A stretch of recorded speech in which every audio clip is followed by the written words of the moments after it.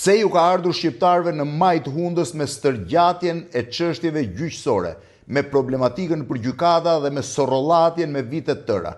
Jo vetëm për problemet penale, jo vetëm për probleme, po sidomos për gjëra nga më bazike, për të marrë pensionin, për të njohur vitet e pensionit, për të bërë divorce, nuk po flas për proceset e pronave që janë me vite të gjata.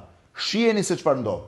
Shqipëria ka 9.8 gjyqtar për 100.000 banor, ndërkohë që Bosnia-Hercegovina ka 29 për 100.000 banor, Malizi 42.4, Maqedonia Veriut 23.3, 39.1 Serbia, 24.1 Kosova dhe mesatarja e BE-s është 21.9.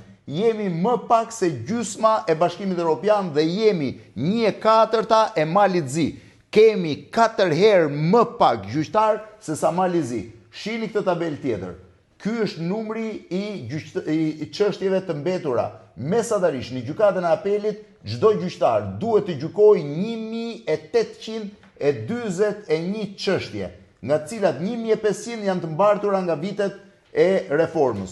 Kto janë çështjet për çdo gjyqtar. Ka gjyqtar, i ndjeri gjyqtari Kalaja, 2095 çështje duhet të gjykonte. Ky është totali i përgjithshëm i dosjeve. 80.000 dosje vetëm gjykata e shkallës parë, 47.000 dosje vetëm apeli i gjykatës administrative. Në total 200.000 dosje që duhet të gjykohen nga 267 gjyqtar. Shqipëria duhet të ketë 417 gjyqtar, në fakt ka 267.